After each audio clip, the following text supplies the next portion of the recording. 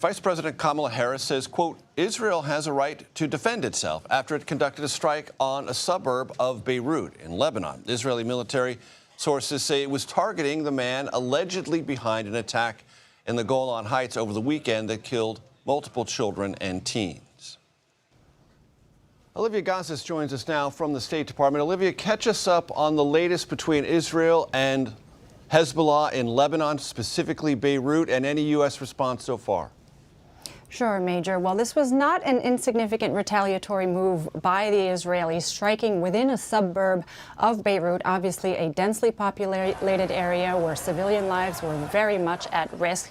The IDF has said that it was targeting a senior Hezbollah commander, Fouad Shukur, a close advisor to Hassan Nasrallah, obviously the head of Hezbollah in Lebanon, who was allegedly behind that attack in the Golan Heights that killed 12 young people, including children, over the weekend.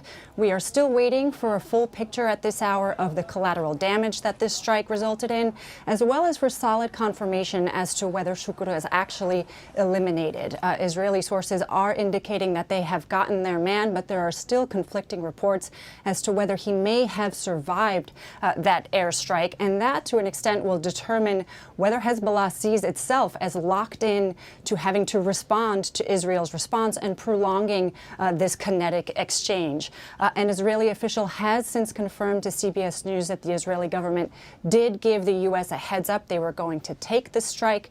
Up until now, U.S. officials have been strenuously messaging that they do not believe an all-out conflict between the two is inevitable, saying instead that Israel can and will defend itself, and the U.S. commitment to Israel's defense is ironclad, but again, that an all-out conflict can be forestalled.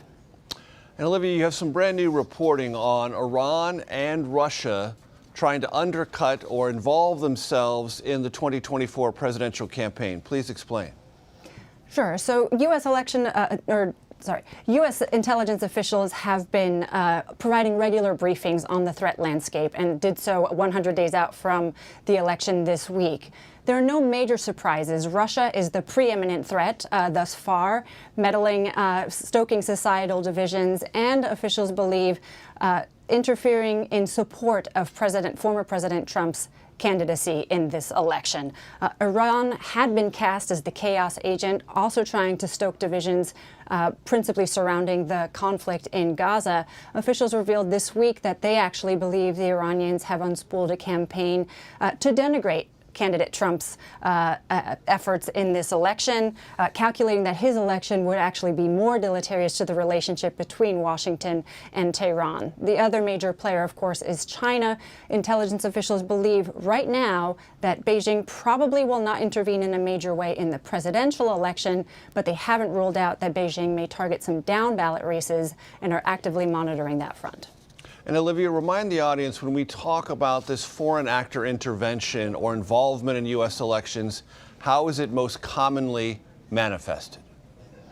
Sure. Well, for one thing, it's interesting right now that Iran and Russia appear to be at cross purposes, right? They are simultaneously denigrating and boosting the same candidate. And that's only interesting. They were on opposite sides in 2020, but they did not have the burgeoning military and technological partnership that has blossomed over the past year. U.S. officials have painstakingly pointed out that the Iranians have been providing drones, helping construct a drone factory inside Russia to help its efforts in the conflict in Ukraine, and the Russians are engaging in that quid pro quo.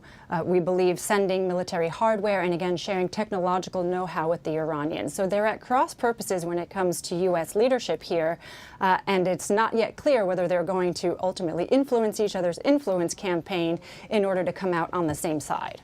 And social media is the place where these influence campaigns, at least initially, start and they hope expand, correct?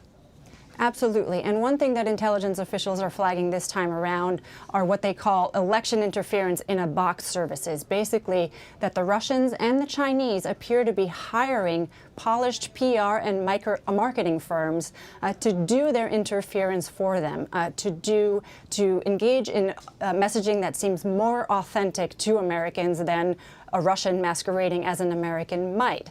And the way that they do this, at least in the past, Russia has used Russian-based services to basically set up sham news outlets, hire contract writers for small fees, Americans who will unwittingly write copy for Russians' news articles that, again, look and sound authentically American, but are in fact furthering a Russian effort. So that's an industry that apparently has grown in the past 4 years. The U.S. has sanctioned Russian firms that have done this in the past, but now this is a global enterprise, and officials yesterday in a briefing would not specify where these firms are located or whether new investigations have been opened into them, but they have flagged that this is a very serious concern leading up to November.